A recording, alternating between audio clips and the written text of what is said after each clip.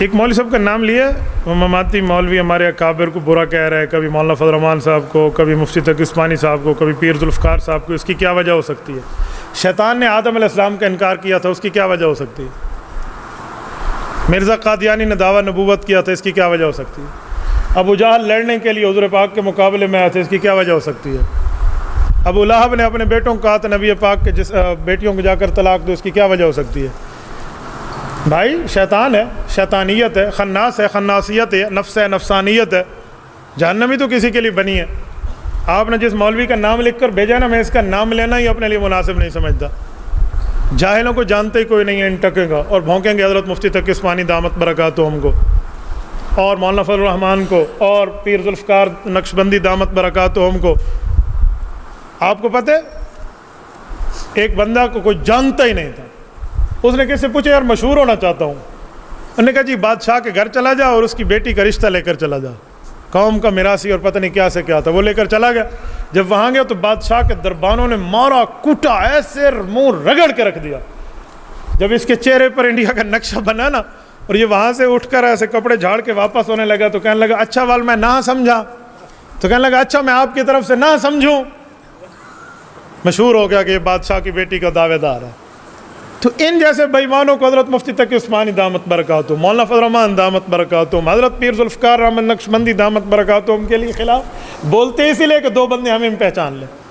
آج عصر میں ایک شخص کہہ رہا تھا کہ فلاں نے مفتی تقی عثمانی صاحب کے خلاف بات کی ہے. جب میں اس کو جواب دینے لگا، 4 بندوں نے مجھ سے پوچھا یہ کون ہے؟ میں نے اسے کہا دیکھا یہی شہرت وہ بندہ چاہتا ہے جو تم اسے دے رہے ہو. انہیں کہو تحت قدم ہی، ہم تمہیں اپنے قدم کے نیچے رکھیں گے. یہ کوئی بندے یہ باتیں کریں گے؟ ان کی شکل ہے. او بھائی 4 چوروں کی وجہ سے مسئلہ اختلافی نہیں ہوتا. 4 ڈاکو کسی مسئلے پہ ڈاکہ ڈالتے تو مسئلہ اختلافی نہیں ہوتا. مکے میں ابو جہل رہتا تھا، اس کی پلیتی کی وجہ سے مکہ خراب نہیں ہوا. مدینہ منورہ میں عبداللہ بن ابی منافق رہتا تھا، اس کی منافقیت کی وجہ سے، منافقت کی وجہ سے مدینہ غلط نہیں ہوا. تو اسی طرح ان بے ایمانوں کی بے ایمانی کی وجہ سے بھی ہمارے اکابر غلط نہیں ہوتے.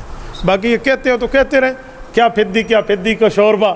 ان بندوں کو جا کر بندہ بات کرے، انہیں کہو اپنا حیثیت، اپنی اوقات دیکھو. شکل سے پتہ نہیں کیا سے کیا، میں کیا جملہ مسجد میں ممبر پہ بیٹھ کے کہوں. ان جیسوں کو کھڈے لین لگائیں. لا تذکر وطن سسمانا، نام لے نہ کچھ کرے. ان کو اپنی حیثیت سمجھ آئے گی. ایک عرصہ سے ان بے ایمانوں کو جانتا ہی کوئی نہیں تھا، جنہیں اپنے نے دھکا دے کر بھگا دیا. جانتا ان کو کوئی نہیں ہے، یہ اپنی حیثیت پھڑ پڑا کے بتا رہے ہیں جی ہم بھی کوئی ہیں، جی ہم بھی کوئی ہیں. ایسے نہیں ہو سکتا. ہم تمہاری حیثیت جانتے ہیں اور تمہیں تمہاری حیثیت کے مطابق سمجھانا جانتے ہیں. اللہ کے رسول نے فرمایا انزل الناس منازلہم، لوگوں کو ان کی عزت کے مطابق ان کی عزت داری کرو. ہم تمہاری عزت جانتے ہیں، اسی طرح تمہاری عزت رہے گی. مجھے بہت سے دوست کہہ رہے ہیں حضرت اس کا جواب دو. میں نے کہا چھڈو جی، کیا جواب؟ فلوم الحفاش لا یضر الشمس واول القلب لا یظلم البدر. نفت العرب میں فلوم الحفاش لا یضر الشمس. یہ جو چمگاڈر ہوتے ہیں نا، چمگادڑ، یہ سارا دن کہتے رہتے ہیں سورج برباد ہو جائے، سورج برباد ہو جائے، اس کی روشنی سے میں باہر چل نہیں سکتا. شام کو اڑتا ہے باہر. تو اس چمگاڈر کے بھونکنے سے کبھی سورج برباد ہوا ہے؟ وَالْقَلْبِ لَا يَظْلِمُ الْبَدْرَ. چاند کی چاندنی کو دیکھ کر کتا بھونکتا ہے، کتے کی بھونکنے سے چاند کی چاندنی کبھی ختم ہوئی ہے؟ ہماری سریکی اور میٹھی زبان میں کہتے ہیں کتے لگے دریا پلیت نہیں تھیندے. تو ان کی وجہ سے شیخ الاسلام پر، قائد ملت اسلامیہ پر، پیر ذوالفقار سے پر کیا تکلیف آئے گی جو ان جیسوں کو کہنا.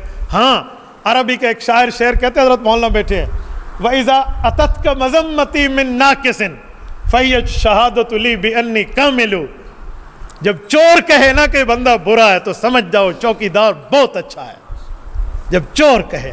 ان جیسے چوروں کے چیخنے سے ہمیں سمجھ آیا ہے کہ مفتی تقی عثمانی نے دین پر ٹھیک پہرا دیا ہے. قائد ملت اسلامیہ نے اچھی میخ گاڑی ہے. پیر ذوالفقار دامت برکاتہم العالیہ نے صحیح کام کیا ہے. تبھی تو ان لوگوں کو اس پر لالے پڑ گئے اپنی جان.